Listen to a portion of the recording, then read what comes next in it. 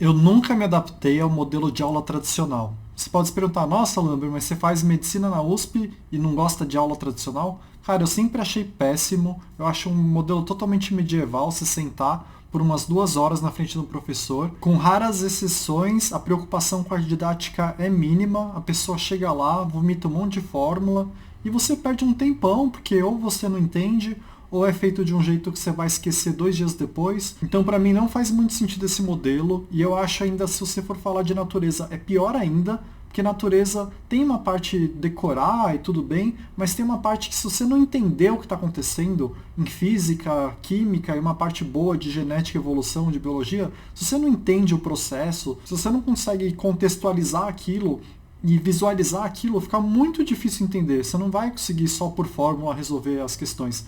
Na prova em seguida da matéria na escola, você até consegue encaixar as fórmulas e fazer exercício. Mas para fazer o Enem num tempo hábil, num tempo bom, você tem que entender como funcionam as coisas. Porque você não vai ter tempo para lembrar a fórmula e ficar tentando encaixar os números nela para fazer funcionar. Você vai ter que ler a questão, imaginar o processo e escolher a dedo qual a fórmula já com os números em mente. Então, para mim, só assistir aula de natureza nunca funcionou direito. Eu tive que por conta própria descobrir como aprender de verdade natureza, como saber como funcionam as coisas, para ter uma chance maior no Enem. Só seguindo as aulas, minha nota ficou meio paralisada, não estava dando certo. E uma outra coisa que você tem que ter em mente quando estiver pensando em relação à natureza, é que ela tem um perfil de aprendizado muito diferente de linguagens, por exemplo. Linguagens é uma área do conhecimento que é mais fácil você fazer 35 acertos do que é fazer em natureza, por exemplo, os mesmos 35 acertos. Então, para chegar em 35, para ter um conhecimento bom, médio bom, linguagens é bem mais fácil. Mas se você for pensar em gabaritar a prova, é muito mais fácil fazer 45 acertos em natureza do que é em linguagens. Tem muito mais gente gabaritando natureza do que tem gente gabaritando linguagens. É muito raro alguém gabaritar linguagens. E isso porque o perfil de aprendizado é totalmente diferente. Em linguagens, você vai ter um gráfico assim, você cresce, cresce, cresce, cresce, e quando chega perto do 40, fica estagnado. Natureza, você fica estagnado nos 25, depois quando você começa a crescer, dos 35 para os 45 é muito mais fácil. Parece que em natureza tem uma barreira no meio do caminho, que se você quebrar ela, você vai super bem. Enquanto você não quebra ela por conta própria, você fica estagnado lá nos 30 pontos. E isso é um pouco válido também para matemática. É difícil chegar nos 35, mas quem chega nos 35 tem bem mais facilidade para passar dos 40 depois. Então parece que tem uma barreira assim. Você fica um tempão indo mal e um dia tem quase que uma epifania, assim, mas claro, é uma coisa um pouco mais longa, que você consegue romper esse bloqueio. E na minha opinião, para a natureza, esse bloqueio é entender como as coisas funcionam. Enquanto você está lá tentando decorar a matéria e decorar a fórmula, você não vai romper esse bloqueio. Você precisa ter uma compreensão um pouco melhor da realidade, de como as coisas funcionam, ser capaz de contextualizar essas coisas que parecem muito longe do seu dia a dia, mas que em quase tudo que você usa no seu dia a dia tem um monte de física, química embutida. E no momento que você consegue dar esse passo além, que vai além da sala de aula, que é mais entender a nossa realidade mesmo, você finalmente consegue quebrar essa barreira. E toda a natureza passa a ser mais fácil, passa a ser mais simples. E eu tive que passar por esse processo. Eu estava estagnado e tive que, por conta própria, fazer o possível para ter uma compreensão bem melhor da matéria, para conseguir bem, porque eu queria medicina e sabia que precisava de uma nota super alta. Então, meu resultado no ano que eu passei na USP foi 44 acertos de 45, eu errei uma besteira, nem era uma questão difícil, mas acabei errando por uma distração. Então eu consegui, na minha visão, romper esse bloqueio, e esse vídeo é para contar mais ou menos como eu fiz isso. E aí, do ponto de vista prático, eu vou dar vários exemplos durante esse vídeo de como eu fiz, mas do ponto de vista teórico, o que eu pensei é assim, eu preciso ir além das aulas, eu preciso ver de outras fontes, eu preciso ver de outras maneiras, eu preciso ser capaz de, no meu dia a dia, explicar como as coisas funcionam. Porque é mais ou menos assim que o Enem gosta de cobrar. O Enem gosta de colocar um textinho lá de um eletrodoméstico que funciona no seu dia a dia e fazer a relação entre a teoria de física ou de química para que você explique como que a teoria se aplica lá naquele eletrodoméstico. Só que você não vê isso na sala de aula. Na sala de aula você vê as definições e as fórmulas. Então você precisa ir além. E aí como é que eu fui além? Eu comecei a ver várias fontes diferentes e tentar interpretar a matéria por vários ângulos diferentes. Então uma coisa que eu achei esses dias, que foi até um dos motivos de eu querer fazer esse vídeo, é que eu estava limpando umas coisas no quarto e achei um livro que eu tinha lido na época, antes do vestibular, para aprimorar o meu conhecimento, tentar entender. E é só como exemplo, tem vários livros que eu li. Como eu não passei de cara no vestibular, eu já sabia a parte teórica e precisava aprimorar, então eu tive tempo de ler várias coisas. Um dos livros que eu achei aqui, que me fez ter vontade de fazer esse vídeo, é esse aqui, tá? Eu não vou nem recomendar que você compre, é mais para te mostrar que é um livro de mangá explicando a eletricidade. E aí eu tinha também um livro de mangá explicando a genética, que eu li. E aí eu lia livros que não eram mangá, mas eram livros normais, que falavam sobre evolução, que falavam sobre física, li um monte de coisa sobre física. Comecei a ver uma série de física, vi aquela série lá, Cosmos. Vi coisa de terapia genética também, em forma de documentário. Comecei a ver uns canais do YouTube, eu vi mais uns gringos. Na época não tinha canal que eu gostava muito em português, mas eu vi um que chamava Crash Course. Juro, eu aprendi tudo de biologia naquele canal, que eram vídeos de menos de 10 minutos por assunto, que eu acho que é mais que o suficiente.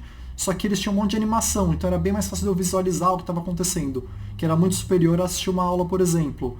Eu vi um canal que chamava Veritasium, que existe ainda, que ficava fazendo um monte de experimento de física. E aí eu tinha facilidade de entender como as coisas funcionavam.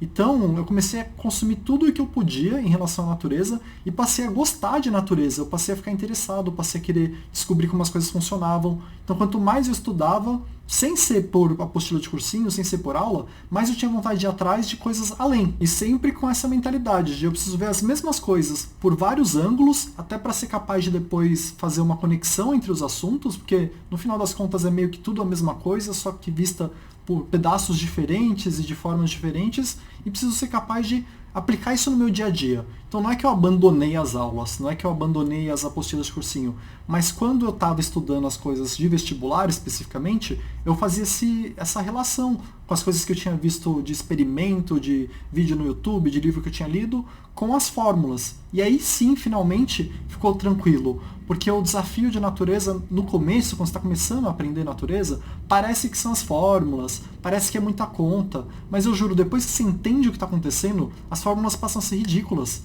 Porque você já sabe que existe uma necessidade de você calcular aquilo, e aí você já vai atrás da fórmula por conta própria sem nem te ensinarem, porque você fica curioso em saber. Ah, beleza, eu sei que funciona assim, mas como é que eu calcularia isso aqui? Que é o sentido contrário das aulas, que é eles te jogam a fórmula e falam, em algum momento você vai aplicar essa fórmula. Então é muito melhor para aprender você contextualizar as coisas e realmente entender o que está acontecendo por trás, num nível molecular, num nível físico, químico. E eu acho que esse aprendizado, esse entender como as coisas funcionam, é o que vai fazer você romper aquela barreira dos 30 a 35 pontos.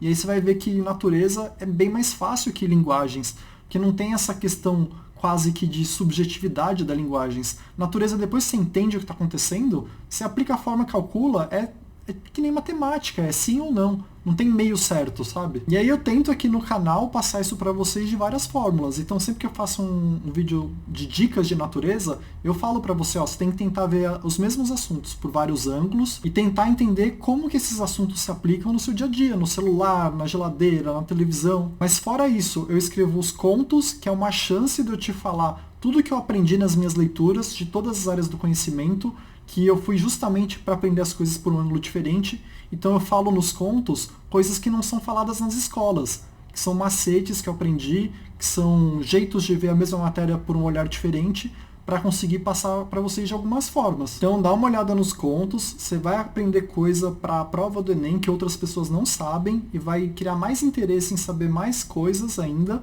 Então eu vou deixar 10 na descrição para você ler, que é sem custo nenhum, e quem é membro Lumber Plus já tem acesso a 30, eu vou tentar escrever mais, mas dá uma lida nos contos, que aí você vai entender o que eu estou falando, de ver a mesma matéria, mas por um olhar diferente, e fazendo isso você aprende bem mais sobre o assunto.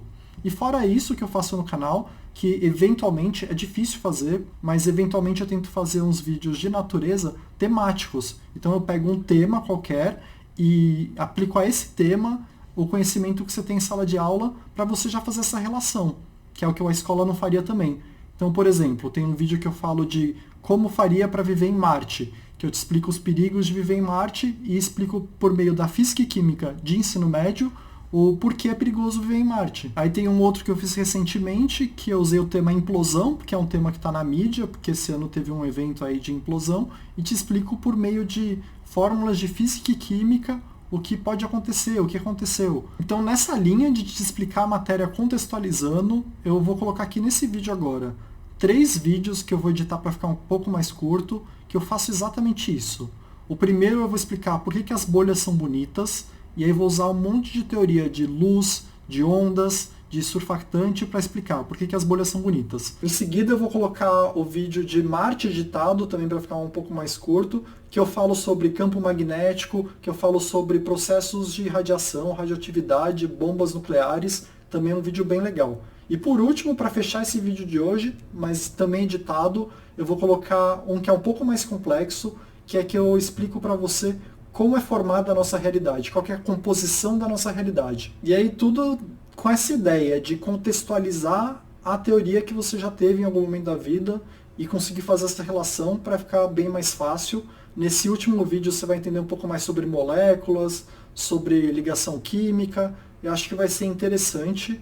E aí, claro que vai demorar um pouco mais o vídeo, vai ficar um pouco mais longo, mas eu acho que assim, se você entender já esses 3 vídeos, o tanto de repertório e de entendimento de natureza que você vai ter depois de ver isso, vai ser gritante. E até o interesse que você tem pela matéria. Você vai ver como é interessante coisas que você aprende na aula que aparentemente são inúteis, como elas têm aplicabilidade no dia a dia. Então é isso. Eu vou colocar esse vídeo por capítulos para você poder ver em momentos diferentes, se quiser, os vídeos. O primeiro vídeo que eu vou colocar agora já é por que as bolhas são bonitas. O segundo vai ser por que é perigoso viver em Marte. E o último vídeo vai ser como é composta a sua realidade. E tudo isso usando a matéria de ensino médio, mas de um jeito que você não tinha visto ainda, de um jeito diferente, para você fazer novas associações. E aí, se você ficar interessado e isso te ajudar, eu acho que vai te ajudar muito. Você ainda pode depois ver o vídeo de implosão também, que eu vou deixar o link depois para você ver desse vídeo inteiro aqui. Então é isso, eu espero que a sua natureza dê uma alavancada, eu espero que você tenha entendido essa lógica de ver a mesma coisa por vários ângulos e contextualizar elas. É isso que vai fazer você romper a barreira de natureza e ter a possibilidade de algum dia talvez até gabaritar, quem sabe, natureza. Então vamos para o primeiro vídeo.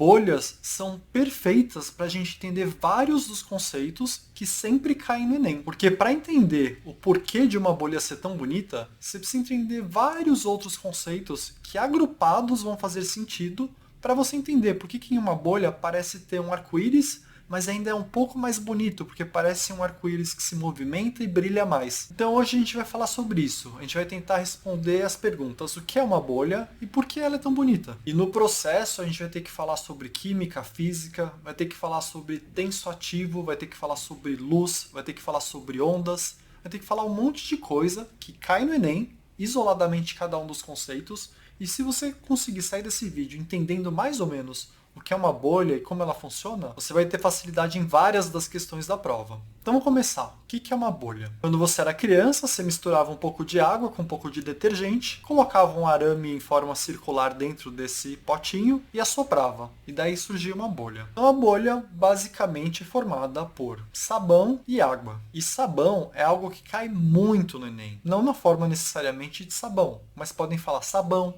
surfactante, detergente, tensoativo. Para a prova do Enem, vai ser tudo a mesma coisa. E você precisa dominar esse conceito, porque sempre cai. Sabão é basicamente uma molécula longa que parte dela é polar e parte dela é apolar. E a consequência disso é que ela pode se ligar tanto a moléculas polares como a moléculas apolares, às vezes simultaneamente.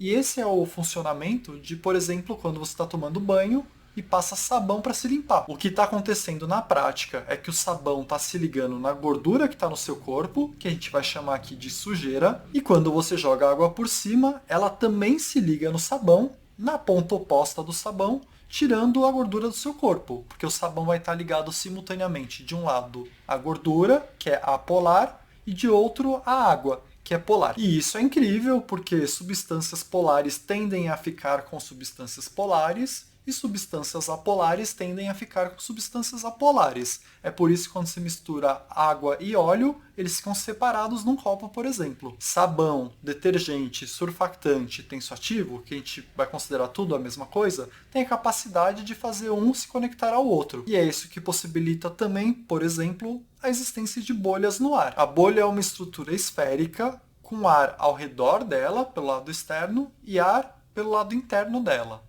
Entre o ar interno e externo, a gente vai ter um sanduíche de sabão, água e sabão. Então são 3 camadas esféricas grudadas. Uma mais externa de sabão, aí a parte do sabão que é polar vai estar virado para a água, que vai ser uma camada intermediária, segurando por dentro outra camada de sabão, que também vai ter a parte polar virada para a água e a parte apolar virada para o ar. Então são 3 camadas, uma em cima da outra, a água sendo a do meio, segurando as 2 camadas de sabão. E ar por dentro da esfera e ar por fora da esfera. Então quando você coloca o arame circular na água com sabão e tira ele, o que vem no centro do arame são essas 3 camadas já organizadas. Aí você assopra nessas 3 camadas e elas formam a esfera. Então até aqui a gente descobriu como se forma uma bolha, mas não porque ela tem aquele brilho e aquelas cores todas. Mas já tivemos que pensar em um monte de conceito que pode cair. Pode cair tensoativo, detergente, surfactante, agora você já entende o que é uma molécula que tem um lado polar e apolar. Isso faz com que ele consiga se conectar tanto a água como a óleo, simultaneamente às vezes. Você já relembrou que substâncias apolares tendem a ficar com substâncias apolares, e a gente vai chamar essas substâncias de lipofílicas ou hidrofóbicas. Quando a gente fala que algo é fílico, a gente está pensando em amigo de. Quando a gente fala que algo é fóbico, a gente está pensando em tem medo de.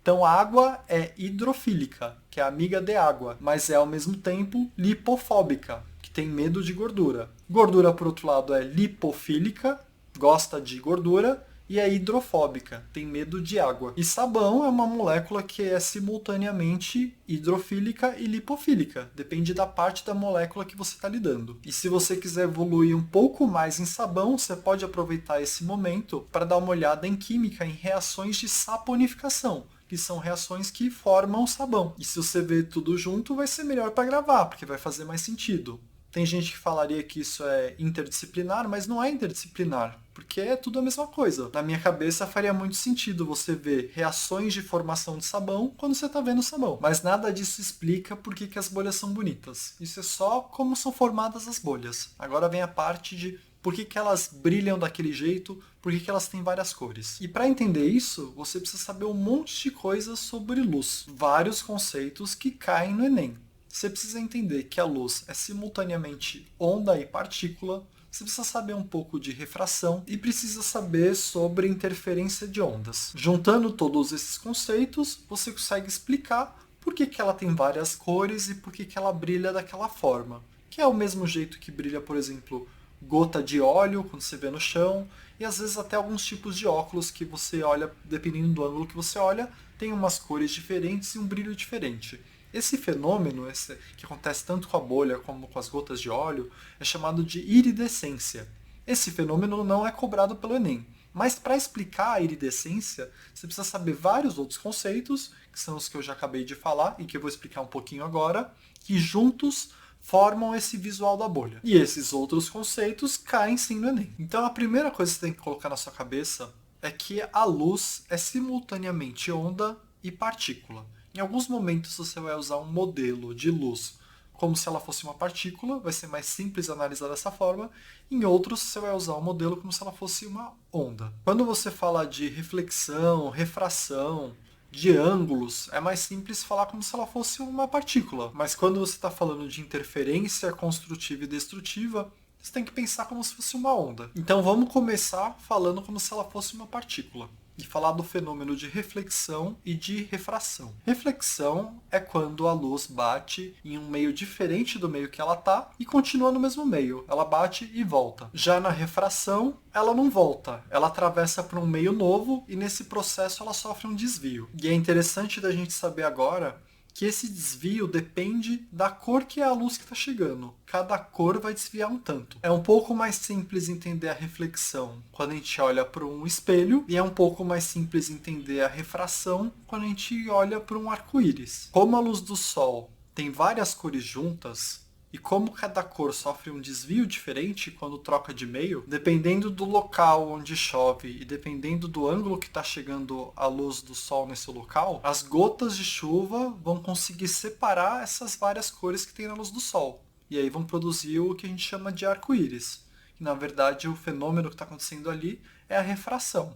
Diferentes cores vão ter diferentes desvios, então todas as cores quando estão juntas a gente não consegue diferenciar elas, mas quando elas sofrem desvios diferentes e formam um arco-íris, a gente consegue ver que na luz do sol tem várias cores distintas. Cada gota de chuva, nesse caso, está atuando como um pequeno prisma de Newton, que é basicamente um prisma com um índice de refração diferente do ar, para que tenha esse desvio na troca de meio. Então a luz sai do ar, passa por esse prisma e esse prisma vai atuar como um separador de cores. E ele consegue fazer essa separação porque a face por onde a luz está entrando não é paralela à face que está saindo. Então o desvio que separou as cores não é corrigido na hora que a luz sai pelo outro lado. E isso é algo que pode cair no Enem. Eu recomendo que você dê uma pesquisada nisso. Procura por prisma de Newton e índice de refração. Você vai conseguir entender tudo direitinho depois dessa explicação. E isso é importante para você entender porque que numa bolha vai ter tantas cores também.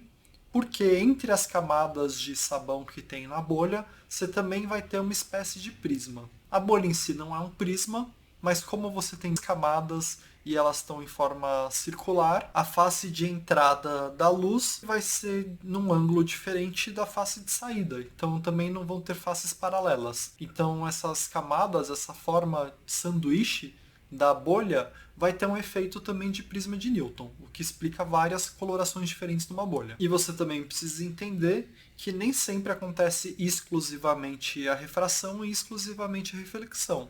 É comum acontecer os dois simultaneamente. Por exemplo, quando você olha para um vidro, a luz atravessa pelo vidro, mas a luz também reflete no vidro. E isso é crítico para a gente entender porque que a bolha não é exatamente igual ao arco-íris, e você vai ver as cores meio que brilhando numa bolha, com uma intensidade diferente. Então até agora a gente já entendeu como é que a bolha fica estável no ar, como que a bolha tem várias cores, e falta a gente entender por que não é exatamente igual a um arco-íris. Tem várias cores, mas às vezes uma cor predomina, e essas cores têm um brilho diferente, que você não vê em outros lugares. E para entender essa última parte, a gente tem que voltar ao conceito de luz, entendendo ela como se fosse onda. Ondas que se encontram podem passar por um processo de interferência.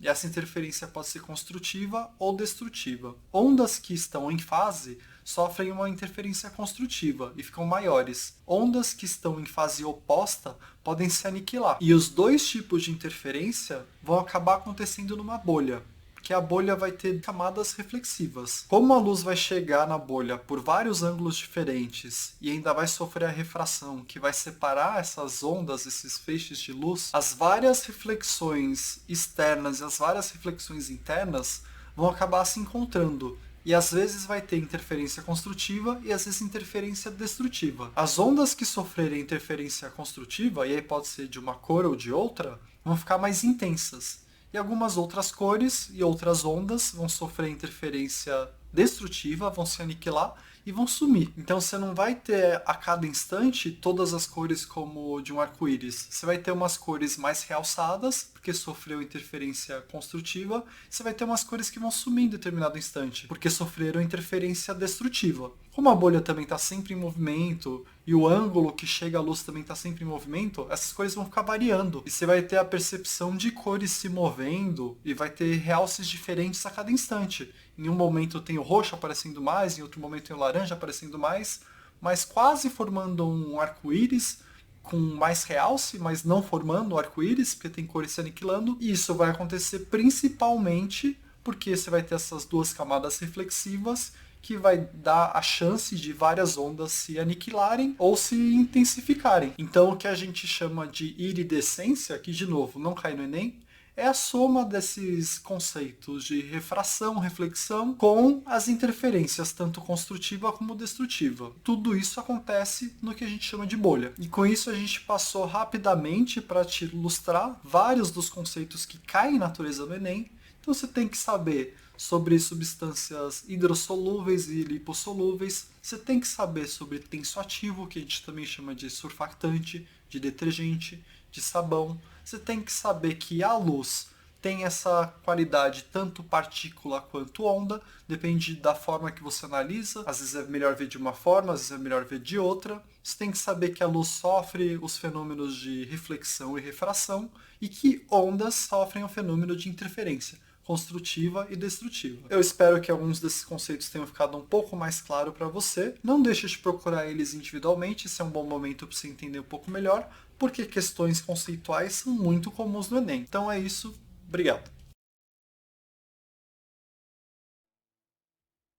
Marte é um assunto que está na moda e eu vou usar Marte para te explicar alguns conceitos importantes que podem cair em natureza no Enem. Então eu vou te contar por que é difícil viver em Marte e te explicar, por exemplo, processos nucleares, um pouco de eletromagnetismo e falar um pouco de pressão atmosférica, que são tópicos conceituais que caem bastante no Enem. Então os foguetes estão mais avançados, teve concurso, por exemplo, de moradia em Marte, e teve até uma espécie de recrutamento para quem gostaria de, talvez, viver em Marte. Mas ainda existem muitos desafios para se colonizar o planeta, porque nesse instante o planeta ainda é um ambiente inóspito, ele ainda não suporta a vida lá, em especial porque ele é muito vulnerável a ventos solares e a raios cósmicos, algo que a Terra não é tanto. E durante esse vídeo eu vou te explicar o porquê disso, e é quando você vai entender vários conceitos que caem na prova. Vento solar é um conjunto de partículas carregadas e ondas eletromagnéticas que contêm muita energia, que conseguem escapar da gravidade do Sol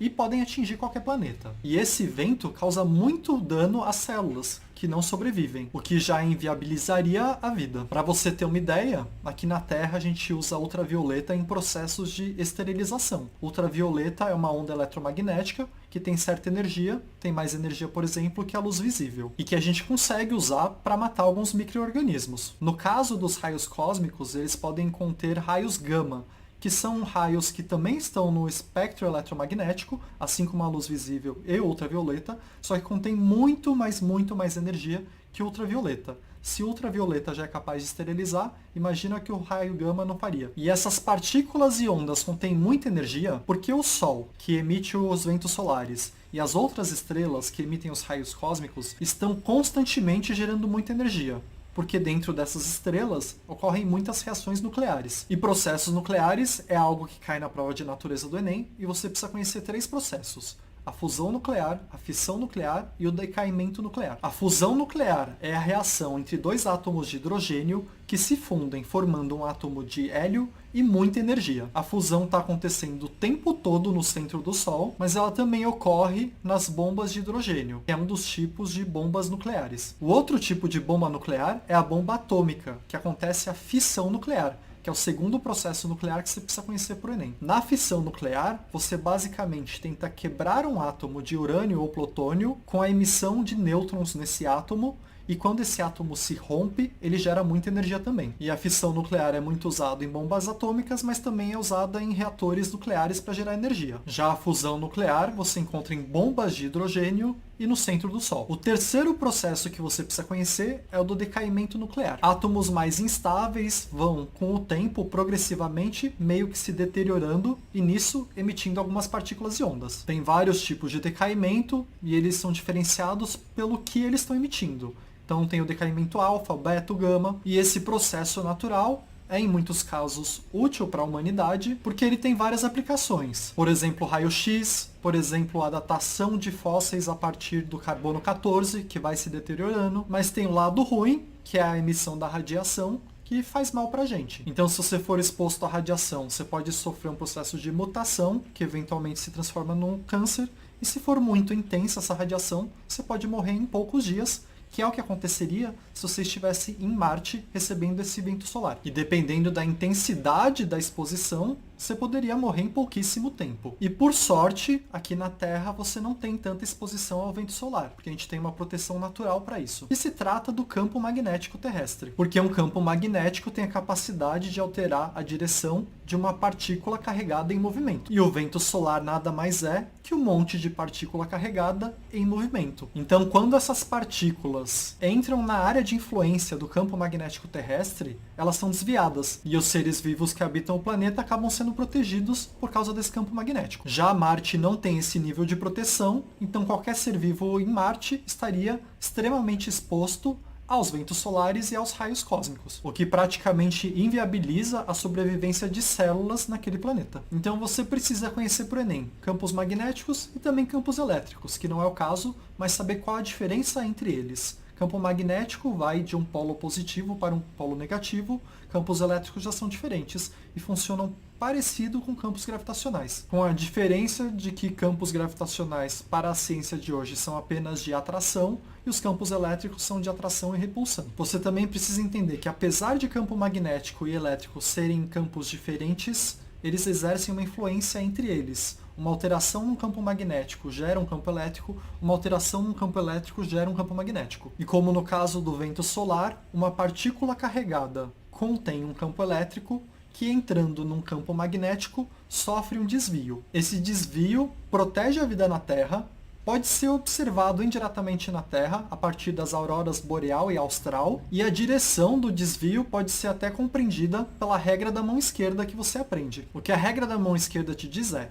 se você conhece a direção que a partícula carregada positivamente está indo, e se você conhece a direção do campo magnético, você consegue calcular a direção da força que vai ser exercida nessa partícula. E com essa força ela vai ser desviada. Mas esse campo magnético não é a única proteção da Terra. A Terra tem uma atmosfera riquíssima quando comparada à atmosfera de Marte. E partes da nossa atmosfera protegem a gente. Por exemplo, a camada de ozônio protege a gente de raios ultravioleta, que são cancerígenos. Lá em Marte, por exemplo, não tem essa camada. O ar de Marte é super rarefeito quando comparado com o da Terra, principalmente na superfície da Terra. E isso tem diversas implicações para como as coisas funcionariam em Marte. Pressão atmosférica em Marte, por exemplo, é muito menor que a pressão atmosférica na Terra. E uma das coisas que cai no Enem é como a pressão atmosférica altera, por exemplo, o ponto de ebulição. Quanto menor a pressão atmosférica, menor o ponto de ebulição. Então a água, por exemplo, em Marte começaria a ferver muito antes do que a água aqui, mas não estaria a 100 graus Celsius. E o ar rarefeito traz diversas outras consequências. Por exemplo, para um avião voar na Terra, ele não voa por causa da turbina dele. Ele voa porque diversas moléculas que estão no ar batem na parte de baixo da asa e jogam ele para cima. Isso já não aconteceria lá em Marte, porque o número de moléculas no ar é muito menor. E é por isso que é impressionante a NASA ter conseguido colocar um drone no ar lá em Marte, porque a dinâmica para voar em Marte é diferente da Terra. Você não pode colocar algo que voa na Terra para voar em Marte. Você precisa fazer uma série de alterações, deixar mais leve, talvez mais rápido. Mas por outro lado, a força gravitacional em Marte é bem menor que a da Terra, porque a massa de Marte é muito menor que a Terra e, consequentemente, a força gravitacional em Marte é muito menor. Então isso tem uma série de outras consequências também para o nosso corpo, por exemplo. Nosso corpo é desta forma para esta gravidade. Quando o corpo humano está no espaço, ele não pode ficar tempo demais no espaço, porque ele começa a sofrer uma série de alterações que afetam a sua saúde. Então esse é mais um ponto que Marte é diferente da Terra. E fora tudo isso, a pouca atmosfera que Marte tem ainda é muito diferente da atmosfera da Terra. Aqui na Terra, o que predomina é nitrogênio e oxigênio. Lá em Marte, o que predomina é CO2. Então a gente ainda vai precisar de uma série de equipamentos para conseguir respirar lá. E aliado a todos esses problemas, ainda tem uma questão de gerar energia em Marte, que se cogitou em algum momento ter um modelo sustentável a partir de energia solar, com painéis solares que transformariam a energia que vem do Sol em energia elétrica, mas por causa da baixa gravidade de Marte, eventualmente, quando tem uma tempestade de poeira, quando a poeira se levanta, ela pode demorar semanas para baixar e pode chegar a cobrir áreas equivalentes a uma área continental. Então a luz não chegaria em todas essas áreas se elas estivessem cobertas por painéis solares. E fora isso, essa poeira é muito fina e danificaria grande parte dos equipamentos. Então esses são vários dos motivos pelos quais é bem difícil viver em Marte. Eu espero que você tenha aprendido vários dos conceitos que podem cair no Enem e espero que o vídeo tenha te ajudado. Obrigado! Melhorar a nota em natureza no Enem é difícil porque muito exercício e decorar fórmula só vai te levar até certo ponto. A partir desse ponto, você precisa entender como as coisas funcionam para ter um desempenho melhor. Então eu resolvi fazer um vídeo totalmente diferente para te ajudar a enxergar a natureza de um modo completamente novo para te ajudar. E a primeira coisa que você precisa fazer para tentar acompanhar meu pensamento é esquecer que existe essa área natureza, esquecer que existe essa matéria física, essa matéria química e essa matéria biologia.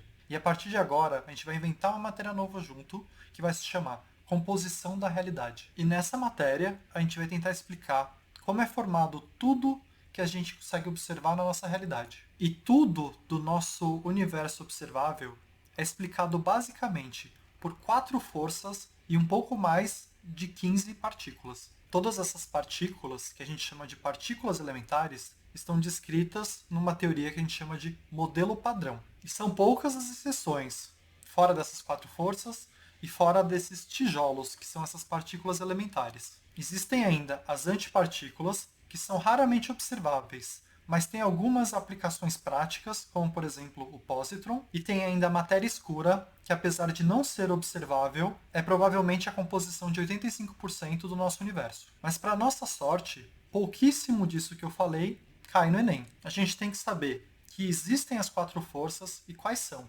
mas a gente só precisa entender um pouco mais de duas delas. E das várias partículas elementares, a gente só precisa entender um pouco do funcionamento de quatro delas. Então a combinação dessas quatro forças e dessas quatro partículas formam basicamente tudo que pode cair na sua prova do Enem. Então na nossa matéria, que a gente criou só para esse vídeo, composição da realidade, a gente vai tirar de tudo isso que eu falei, só quatro forças e quatro partículas, e estudar a interação entre elas e como que elas explicariam tudo que cai na sua prova. As quatro forças são gravidade, força eletromagnética, força forte e força fraca. Você não precisa entender nada de força fraca, só que ela é responsável pelo decaimento nuclear. Você também não precisa saber absolutamente nada sobre força forte, mas aqui, para a nossa composição da realidade, ela é importante porque das quatro partículas, duas delas não vão aparecer no Enem com o nome delas. Isso porque a força forte é a que mantém o núcleo de um átomo do jeito que ele é. Ela mantém agrupados os prótons e nêutrons, que não são partículas elementares, mas ambos são formados por quarks, up e down. E você não precisa saber mais nada de quarks, a não ser que eles formam prótons e nêutrons. Então, das quatro partículas que eu te falei, sobram duas elementares, que são os elétrons e fótons.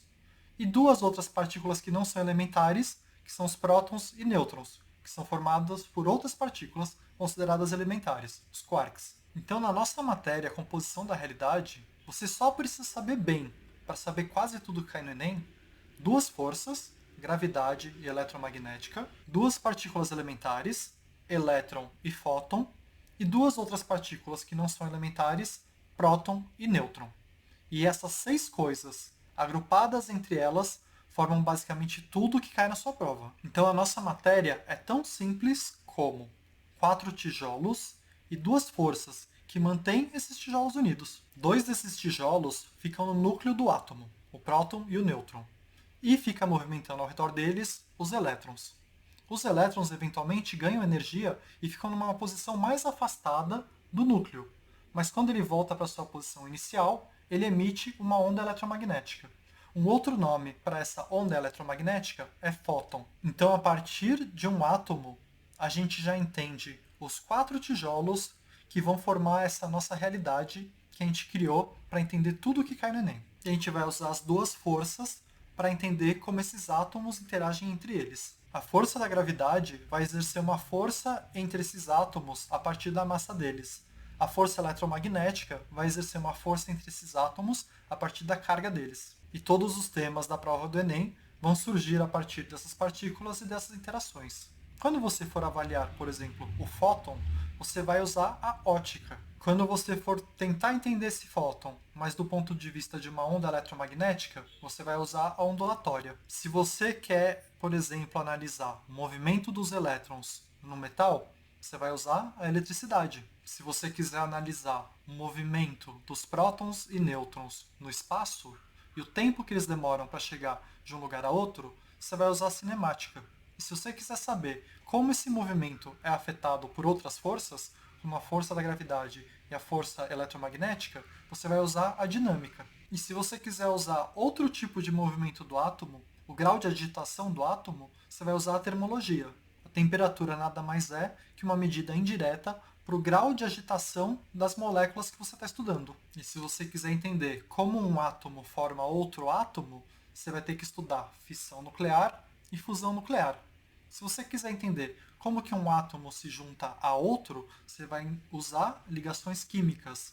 Se você quiser entender como um grupo de átomos se junta a outro grupo de átomos, você vai estudar forças intermoleculares. E se você quiser entender como todos esses acontecimentos ocorrem, o que é necessário para que tudo isso aconteça, você vai começar a estudar energia. Se você dá energia para uma molécula se movendo, ela vai aumentar a velocidade. Se você tirar a energia dessa molécula, ela vai reduzir a velocidade. Se você dá energia para uma molécula que está se agitando, ela se agita mais. Se você tira, ela se agita menos. Então, o ganho ou a perda de energia vai explicar todos esses fenômenos. E aí, então a energia vai te acompanhar durante todo esse estudo. E a gente costuma dizer que as reações tendem a acontecer a fim de gerar um estado energético menor.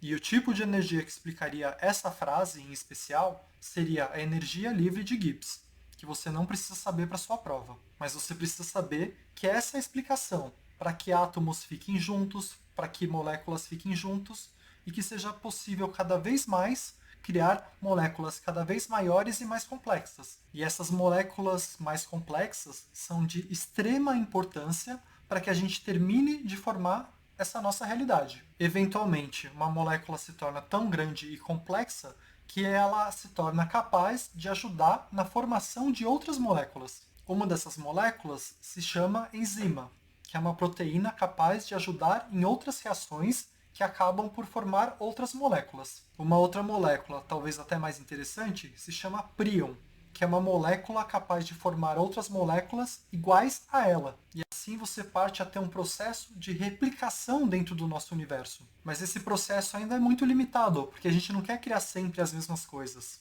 Então você passa a ter algumas moléculas ainda mais complexas que são capazes de ler outras moléculas como se fossem roteiros para criar moléculas novas a partir desses roteiros.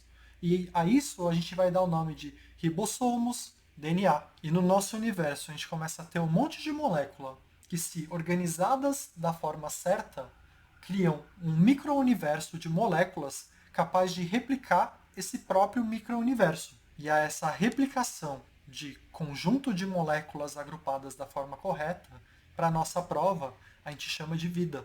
E a vida começa sendo um micro-universo, por exemplo, uma bactéria, ou uma célula. E você pode começar a agrupar esses micro-universos para criar seres ainda mais complexos, seres multicelulares, que são a soma de vários micro-universos com várias moléculas com capacidade de replicação a partir dos tijolos e daquelas forças que a gente disse no começo da nossa composição da realidade. E em algum momento, esses seres multicelulares vão interagir entre eles. E é isso a gente vai dar o nome de ecologia. E com isso a gente consegue explicar, a partir de 4 tijolos e 2 forças, tudo que forma a nossa realidade a partir do ponto de vista da nossa prova. E você entende que você não precisa chamar as coisas de física, química e biologia. Porque na verdade tudo é só uma coisa. E eu espero que esse vídeo te ajude a não só gostar dessa área que a gente chama de natureza, como ter maior curiosidade para ir atrás de entender tudo o que acontece ao seu redor. Obrigado.